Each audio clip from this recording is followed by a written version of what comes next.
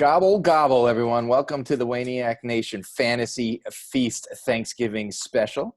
I'm your host, Wayne Cavadi, and in honor of Bayside's finest returning to the small screen today, I am wearing my Zach Attack, the Tour de Force 1991 shirt. We're so glad to see Zach, Slater, Jesse, and Kelly back in action. But we do have football to talk about here, unfortunately, because I could talk about Saved by the Bell, as we all know, for much longer than football. But joining me, as always, are my two partners in crime. Live from Safari, it looks like this week, is Dunton. Dunton, how are you? I'm doing great because college basketball started today. And Tobacco Road is back in action, so that was fun. And let's take a moment, R.I.P. Diego Maradona. Sad day for the soccer world. Not unexpected. Actually survived, I think, longer than many of us thought he would. He's like kind of the this is how I said it earlier. He's kind of like the Keith Richards, right? It's like you just kept seeing him. Here he is doing something crazy, and he survived, and you're just like, he's gonna keep going, right? Just like Keith Richards. But I guess it finally caught up to him. I mean, he was suffering from a brain tumor, right? Right, and apparently had a heart attack today, is what caused from the surgery or something. Yeah. Yep. So it is sad. Live from New York, our daily fantasy expert, who I placed last week. I don't even think I told you that yet. No, you didn't. In the big one that we do. Yeah, that we talk about. Fantastic. It's FanDuel Fee. Fiamano, how are you? I'm good. I'm happy. I'm excited. It's Thanksgiving. I'm excited for food. I'm excited for football. Let's get this rolling. Yeah. It's always a good week because we have so much extra football spread out through the weekend. A little less tomorrow night, but we still have two games tomorrow. We're going to just jump right in like we always do. As I told you last week, we have now named this in honor of a Big Larry, and it is Larry's Locks of the Week. Last week was my first really bad week of the season straight up. But if you remember to the past episode, I did tell you about the teaser, and all three teams I told you to take, if you teased the points, you came out a winners, as Big Larry did. That being said, I did tell you to take the Vikings in Survivor, and I took the Vikings in Survivor. So I am no longer in Survivor. But if I were, I'd advise you to take the Raiders over the Falcons this week. And that's also, right now they're at given 3 points, and that's my absolute lock of the week. Fee, you know who I'm going with, 6-1 against the spread. They are favored this week by 6 points, but the Bengals, the Bengals are a mess. It's going to be tough, and they're just a very good team against the spread. They're playing again out of their mind. There are three other games I do want to mention that I like, but it's wait. You're on the Giants, right? Yeah, no, I'm definitely on the Giants. Oh, okay, yeah. But there are three other games I want to mention real quick. The Cards were giving 2 to the Patriots. Of course, there's a question mark because Kyler Murray is still questionable in that shoulder. So keep an eye on that. The Dolphins at the Jets. The Dolphins are giving 7. Who's going to be quarterback? I know what they're saying, but they said that last week too, and we saw Fitzmagic come back in. And then the Panthers at the Vikings, there's a whole bunch of question marks in that game. I really like the Vikings, especially if Bridgewater still is out, but it looks like he may return. CMC was in the red shirt at practice today from what I saw, so at least he's out there. And then, of course, Thielen is not feeling it right now. He is in COVID protocol. So there's a bunch of question marks in that game, and be very careful. If things are on paper the way they should be, I do like the Vikings in that game, but a lot of question marks. So we'll bounce down there and let Fee make fun of me for taking the Giants, and then tell us who he has for his locks of the week. Well, I'm with you on the Giants. First of all, okay. I'm not saying that I would take them in a bet. I just agree that they should win this game and probably by more than 6 points. Yeah. But for my Survivor pick, I'm going with the Dolphins. I know you just mentioned them with the quarterback situation. I just think coming off a bad loss, no matter who plays quarterback, they should really turn that back around, especially playing against the Jets. So I'm willing to go with them and roll with them in Survivor. My spread picks, again, you mentioned a couple of them already, but And I know that there are question marks, of course, but I do like the Vikings minus the 4.5 against the Panthers. I don't think McCaffrey's going to play this week. And I don't think it matters whether Bridgewater comes back or not. I like the Cardinals minus the 2.5 against the Patriots. I think Kyler Murray should be fine. And I also like the Washington football team plus 3.5 against Dallas. I think Dallas just had their Super Bowl last week. They're not as good of a team as what they look like last week. I think Washington is a better team, and getting the 3.5 points, I'll take it all day. Dutton, who are you looking at? So I got hammered last week, so I'd be out of Survivor. Thank you, Tua and the Dolphins. And thank you, Chargers, for deciding to run out of the end zone at the end of the game to not cover the spread. Yeah. So that was a punch in the gut. But if I was still alive, I would take the Giants this week. I'm not playing that one against the spread. That'd be my Survivor pick. Giants, that's what I had on paper. Against the spread or with the spread, however you want to say it, the Chiefs 3.5, hammer it. The Bucks are not the team that everyone thinks they are, and this is from the man who is a fan of the team, and I said it from the beginning of the year.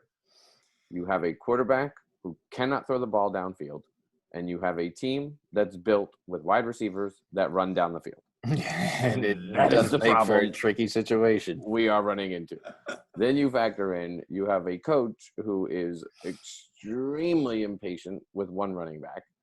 And yet lets Leonard Fournette make multiple mistakes, can't block, can't catch, but he stays in the game. Ronald Jones misses one pass, and he sits on the sideline. It's a disaster down there. They're going to be lucky to be 9-7. They cannot keep up with the Chiefs' offense this week. Their defense is okay, but they're not that great, and they're not that great against a Chiefs offense that's rolling. I see the Chiefs winning this game. This could be a Saints blowout type game, and this could be a really turning point in the Bucs season. So pay attention to this. But yeah, that's what I'm paying attention to this weekend.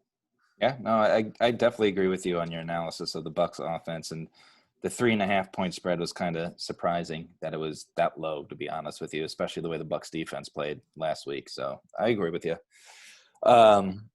Moving on, it's now we give the mic to FanDuel Fee, and he goes and he tells us what he thinks about the week. But before we get into our daily fantasy, remember to visit our friends at Ball Street Trading. You could play fantasy sports just like you do the stock market in real time for free, but the cash and prizes are very real. That being said, as I mentioned, I entered a 500,000 person tournament or whatever it was last week, and I placed in the money. I didn't win, but a lot of fee picks like Ben Roethlisberger, Mike Davis, Deontay Johnson, Keenan Allen, the Taysom Hill at tight end was a big factor that helped a lot because obviously he played quarterback. So there was a lot of good picks in there that got me a lot of good points and got me in the money. Who do you have for us in the FanDuel Fee DFS bankroll action stacks of the week, sir? So this week, there, in my opinion, is a lot of value, especially depending on where you're willing to go, but at running back and receiver. You might have to pay up a little bit, maybe a quarterback and possibly tight end. But here's what I like this week. Based on his salary alone, I like Taysom Hill. He's not a tight end anymore. He's a quarterback. But I like him against Denver. He's only 7,300. He picked up 24 or 26 FanDuel points last week.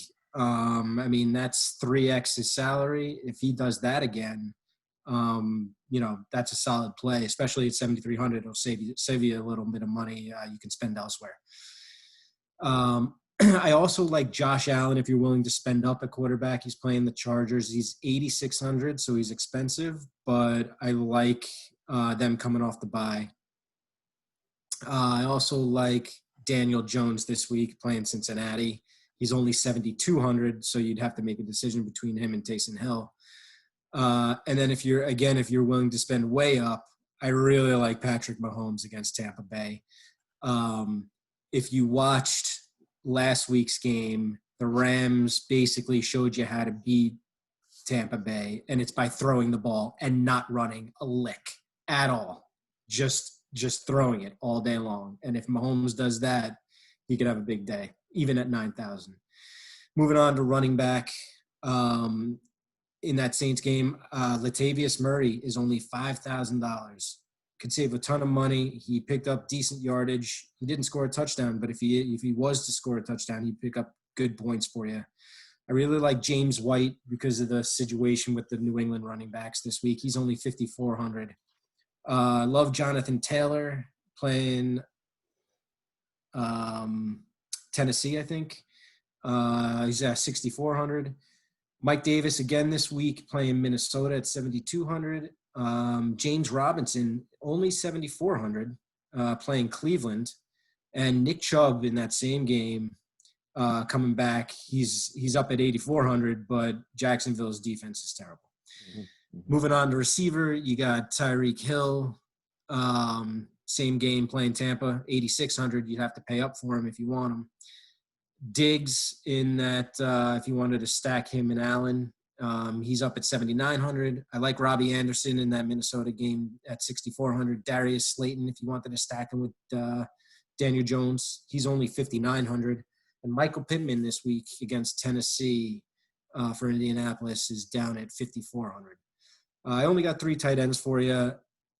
I like I said earlier, it might be a week to pay up for tight end. The only one that's cheap enough that is not at the top of the list is Evan Ingram at $5,600. The other 2 I have are Kelsey, who's the number 1 guy at $8,000, and Darren Waller playing Atlanta at $7,100. All right. Well, there you go. As soon as we get off this call, we're going to build our tournament team, and they'll have a lot of those picks, and we will report back to you with our winnings next week. I don't even have to say how we did. I'll just tell you how much we won. That means we are at the weekly fantasy football start and sits portion of the show. Last week, we absolutely crushed it on starts. We were great. All 3 of our quarterbacks, all 3 of our running backs, and all 3 of our wide receivers went off. Names like Thielen, Chubb, Davis, Herbert, whoever New Orleans started at QB, and then, of course, TJ Hawkinson. Fee and Dunn, you did great on sits as well, whereas I did not do so hot. I took some gambles, and I told you to sit some big guys because of matchups, and they did come through. But Fee and Dunton, you both had amazing weeks last week. So let's just jump into the fantasy starts and sits portion. And quarterback start, Dunton, we'll go to you. Derek Carr, Atlanta Falcons. Hammer him into your lineup. Enough said. Fee. Yeah, I got Josh Allen. I talked about him from the FanDuel segment. He's playing the Chargers. I think it should be a good game, and they're going to need him to do what he does. Mm-hmm. Yeah. I'm going with Daniel Jones. I think he's slowly been building, looking a little bit more like the quarterback he was last year. 3 straight games over 210 yards, which, of course, in today's era of quarterback play isn't huge, but he was also throwing for about 150 for a long stretch of the season. So he's looking a lot more like the quarterback. The Bengals are allowing 20 points per game to the quarterback. Daniel Jones can move and get out of the pocket, and the Bengals defense are a good defense to take advantage of it. And this could be his big breakout game of the season. Moving on to running backs, I'm going to just start, and I'll tell you whatever the Lions situation is against the Texans. I think you're safe starting whoever gets the starting nod this week. Hopefully Swift is going to be healthy, but even if he's not, whichever one they tell you is the starter, roll with him. Dutton, who are you starting? I'm starting Zeke primetime on Thanksgiving against Washington. You drafted him early. This might be your 1 week to get him back in your lineup. So there you have it. Yeah, I mean we've had him as a sit 2 or 3 times now. Yep. So this could be the week. A first round pick that you see him in the sit column, but it's time to mention that he's back in the start side. Fee, who are you going with? I'm going with Jonathan Taylor. He seems to be back now after that 1 week hiatus where Nyheim Hines went off. He had 90 yards rushing last week on 22 attempts against Green Bay, and he caught 4 balls too out of the backfield.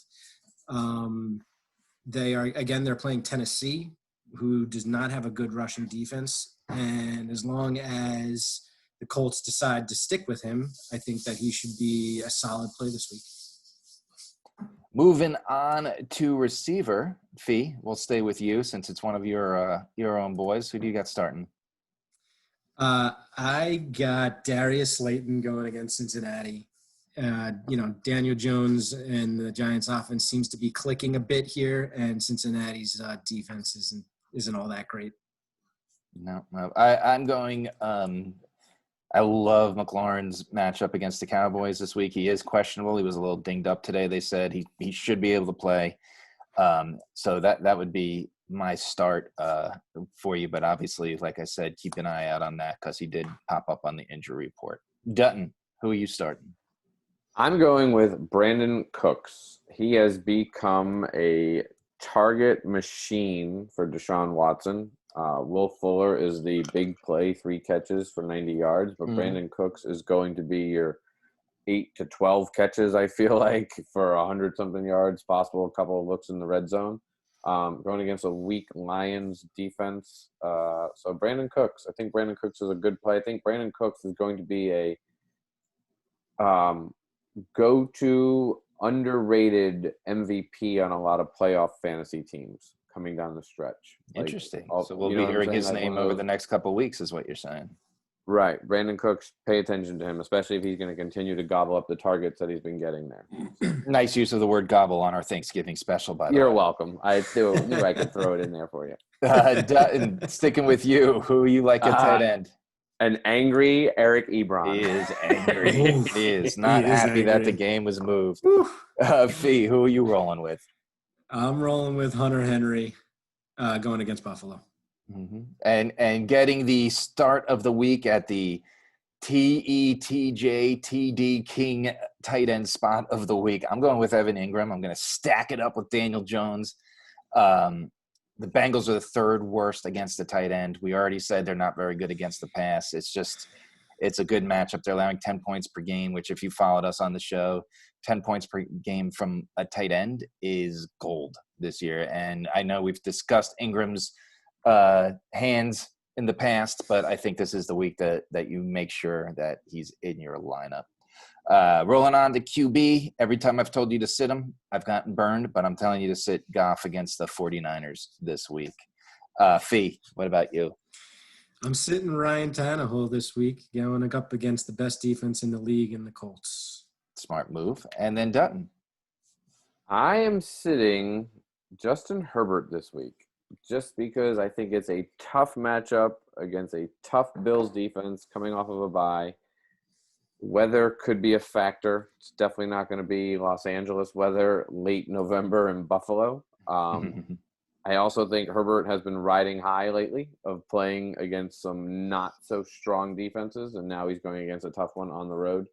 I'm not saying he's not going to have a solid game, but I don't think he's going to have the 380-yard, 4-touchdown games he's been having of late. So if that's what you're hoping for, be careful and be cautious in starting. Okay. Let's move on to running backs. I'm going to tell you to sit James Conner. He didn't do very well against the Ravens last time, so I don't think he'll do very well this time. Dutton, what about you? Kenyon Drake against a really strong New England defense, and Kenyon Drake had a good week last week, so he doesn't have 2 in a row. So, Fee, what about you? I'm sitting Clyde Edwards-Helaire this week, and I spoke about a little bit earlier about the way the Chiefs should attack Tampa, and it's through the air. And he may have a good game, like Dutton said before, but I would temper your expectations. I know Lev Bell is there too. He's really just a backup, just in case kind of a situation. So that's not the real reason. I just think that Kansas City should throw the ball and stick to that game plan. And while he may have a few catches, he'll have to deal with Bell coming in. And I think while he may have a decent amount of points, he probably won't have a huge game for you. So I would sit CEH this week. Good call. He was actually that's who I was narrowing it down with between Connor and CEH. So I definitely agree with you there. Sits on receivers. I'm sitting Godwin against the Chiefs. The Chiefs have been good against the pass. That's just what I think there. Fee, what about you? I'm sitting on the Cincinnati wide receivers. All of them. Done. What about you? I am sitting Julio Jones. I know that he's probably questionable already in a bunch of your lineups, no matter what format you're using or what system you're using. But even if he wasn't questionable, I'm questioning him because he seems to get dinged up and then he's out for the whole game. I mean, just disappears. Perfect example, right? He caught a pass, he goes to the sideline, and you're watching him stand on the sideline for what felt like 2 quarters, and all of a sudden he's back in the game. You're like, oh, he's back. Oh, he's back on the sideline again. Mm-hmm. I am never drafting Julio Jones in fantasy football ever again. I don't think you're going to have to worry about that, Fee. I really don't. I don't think a lot of people will.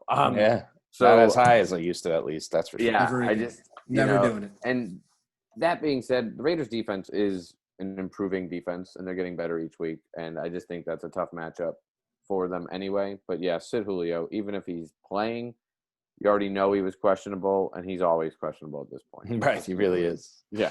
Dunton, why don't we stick with you on tight end? Who do you got? Yeah, so this is going to be a shocker to our fan base out there, but I am sitting touchdown TJ Hawkinson this week. He is slightly banged up, coming off of a shutout against a Panthers defense that is not very good at all. The Texans' defense is not great, but I think they're good enough to maybe possibly shut TJ down, especially if he's banged up. So I know it's a strong hit to our system, but that's where I'm sitting this week. Fee. I'm sitting Hayden Hurst. And the reason is because and I know a lot of people will be like, oh, well, if Julio Jones doesn't play, well, he's going to soak up all the targets. That's not how it works in Atlanta. Okay? If Julio Jones is out, Hayden Hurst is going to do squat. He's not going to do anything because there's nobody else to throw the ball to. I mean, Calvin Ridley's banged up. There's nobody else there. They'll probably double team him for all we know. But the problem is when Julio Jones doesn't play, Hayden Hurst disappears. So sit Hayden Hurst. I agree. I'm going to tell you to sit Jared Cook. On paper, the Broncos are one of the best fantasy defenses against the tight end. Last week, I told you to start him because he had a matchup against one of the worst. And I said, with the caveat, I didn't trust him, but this was his last chance. And he has become non-existent. He has become a non-factor since Michael Thomas is back. And he's a 5th option at this point behind Thomas and Kamara and everyone else they have. And he's not startable right now. And this has been Jared Cook's kind of MO throughout his career, right? He's been the guy with all the talent in the world that just kind of disappears. And you're just like, what's he doing? He's so much bigger than most of the people that cover him. And there are just games he disappears. And I think maybe they should play him at quarterback. Right. Tight end. Right. Yeah, that makes good sense. That brings us to the end of our show. Check out our fancy graphics. We have a brand new Instagram page, Wayniac_Nation_podcast_page, and a new Twitter page at WayniacP. The P stands for podcast, and they cut me off when I was typing it. I didn't know. So please give us a follow there. If you're watching this YouTube page, give us a follow here. Subscribe. Leave a comment if you have a question for us. And guys, we want to give a shout out. We're not breaking the bank with millions of viewers yet, but for those of you that keep coming back every week, it is Thanksgiving, and we are very grateful for you. And we love your texts. We love your messages, and we hope you have a happy, healthy, and safe Turkey Day. Stay safe, whoever it is you are spending. So happy Thanksgiving.